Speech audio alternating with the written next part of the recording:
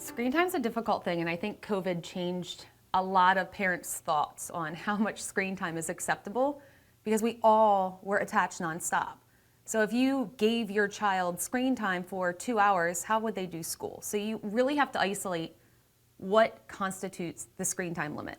So for me, for example, I have very young children. I do so much time on YouTube, so much time on social media. Actually, I say social media. They have Facebook Messenger Kids where they can talk to their friends. But if they wanted to watch Disney Plus, they have extra time to do things like that. Or if my son wants to go to NHL and watch a hockey game, he has extra time for that.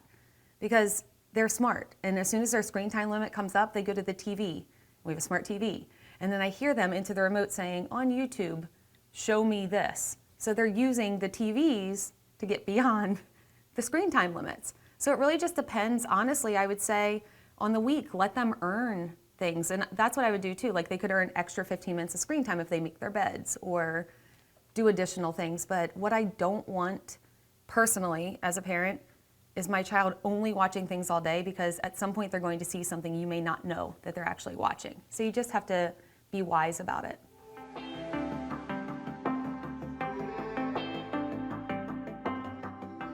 So one of my best friends here, she is going to grad school and taking additional master's classes on instant gratification that children and teenagers are getting. And think about when we were younger, we didn't have things right at the palm of our hands. We couldn't just look things up or get on social media and see something. We had to go to the playground and meet a friend or have your parents drive you there. Now you can FaceTime. So the instant gratification, when teenagers are not getting it, that is being linked toward teenage suicide and just depression, because people are meaner and it's easier access for the bullies to find you. It's easier access for you to see that your friends are hanging out without you, or that a group that you always have associated with, they're no longer including you. So I think it's a fast way for teenagers and kids to go down that slope, a very slippery slope, too quickly. So you just have to monitor. You don't want it always in their face, but they also want to feel connected to their friends. And have you gone, took my daughter out for a smoothie, and she takes everything in. And she was looking at these teenage girls, and she said to me, she's like, Mom, they're not even talking. They're all just sitting there like on their phones. It's sad. We all do it. If you catch me at a work event, I'm staring at my phone. But the kids need to disconnect at some point, because the instant gratification is a scary thing.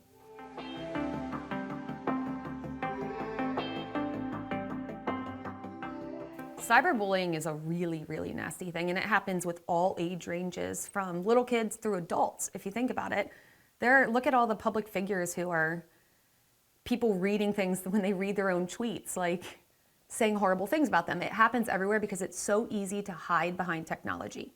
I could create a fake persona right now and be an 80-year-old man if I wanted to be sitting somewhere and writing whatever I want. So I think the fact that people don't have to ever face that person and say the things they want to say, it makes it so much easier. But it's also a way to be multiple personas.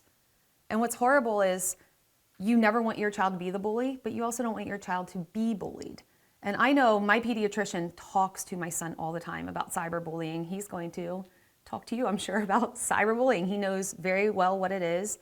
But I think it's crazy. When I was little, I never had a doctor ask me, do you know what a bully is? And she does. She's amazing. And she asks him, why is it not nice? Does anyone say anything to you to make you not feel nice? What do you do? Like, you don't want to fight. You want to go talk to a parent. But it's a real thing. And I think so many kids get embarrassed by it, so they don't say anything. And I helped with an investigation once where a 6th grade girl was being cyberbullied, and the other female threatened to burn down her parents' house. And that's when she told her parents. But then she deleted the Instagram and the iMessage. So it makes it so much difficult. And I think some parents' first response is, let's delete that app. But do not delete that app, because if you ever need to get law enforcement involved, they need that app for proof. So that's really good advice. Take the phone as is. Take the iPad, the computer. Do not delete things to try to make it go away for your child, because if it gets worse, you're actually hurting us who would do the forensics on that to help you.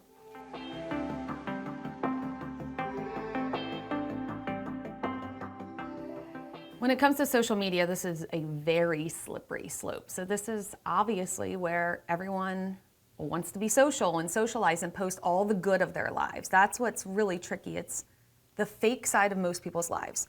Very rarely do you see the real side. And honestly, I have friends who post a little bit too real. I'm like, you may want to take that down. That's a little bit too real for social media, but it gives you all of them across the board. I don't care if it's Instagram, Facebook, Twitter even.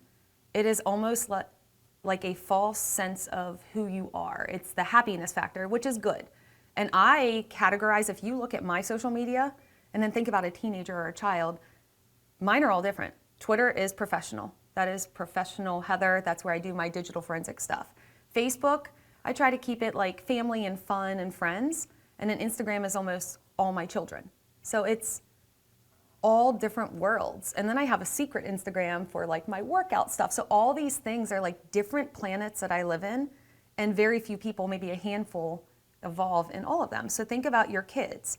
If you have a 6th grader and suddenly she is a 17-year-old on Facebook or an 18-year-old on Facebook, and then she's a different person on Instagram, and I look at these pictures and I see my friends' kids and I'm like, it's hard to monitor.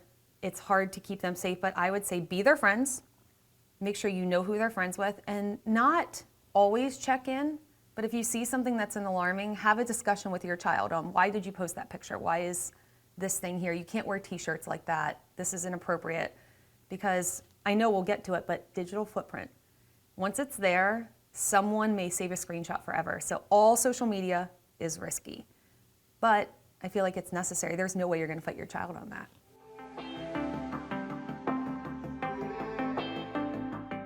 Awareness on what we leave behind when we touch technology. I don't care if it's your computer, your phone, a gaming application, anything we do that goes out to the internet or traverses a network leaves a permanent footprint. And we call that your digital footprint. What most people don't realize is you may post something and then a few minutes later say, I don't want that out there, I'm going to delete that. Who has seen it? Who has taken a screenshot of it? Who that you may work for in the future has already been impacted by that? A lot of people don't realize too, all the hashtags. So now you're not only posting on yours, you're grouping yourself into these other environments that exist. So when I post on Twitter and I hashtag DFIR, even if I delete that tweet, think of how many people follow DFIR and follow it. When you talk to teenagers, and I specifically talk to the STEM Academy here in Pennsylvania, and I tried to give them an example.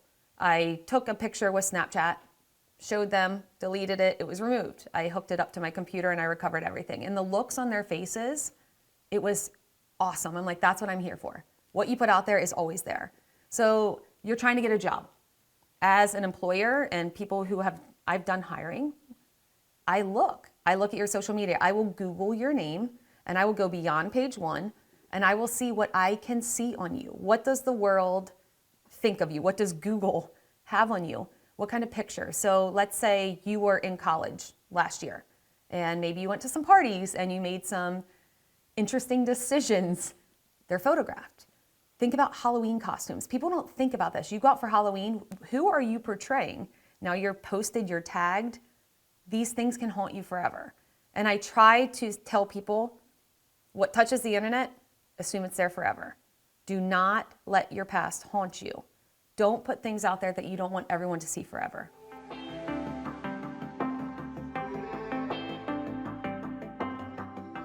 So Fortnite is my son's dream, to have Fortnite. But I say, no Fortnite, you can't have it yet. And most people assume it's because of the violence. For me, it's because of the chat rooms. And I don't know what they're going to say. And even if Jack can now spell, but even if he couldn't, he knows how to voice to text. And he would do it that way. So there are so many ways that you may think, oh, my child's too young to chat. My 4-year-old could figure out how to do voice to text and send someone a message if she wanted to. So I think a lot of parents think content. And I'm not going to lie, when the kids come to me and say, we want this game, I look at the content, the name of it, the age, and what it's rated. But then you have to think beyond that.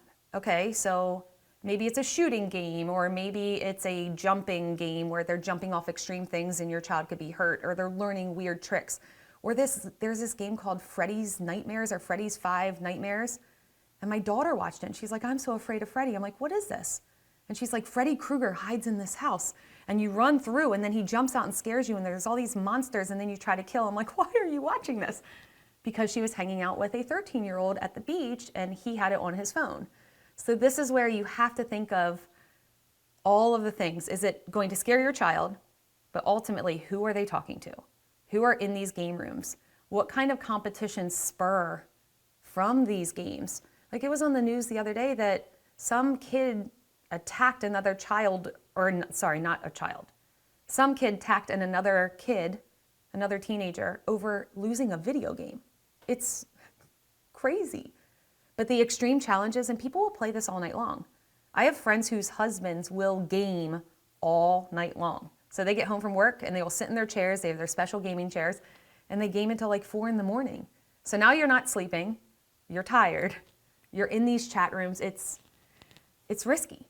It's a very risky, slippery slope, but I think it's that addictive nature where you're addicted to the competition, you're addicted to the challenges, and it's another place, a safe haven for people to go, they think, and then they fall victim to it.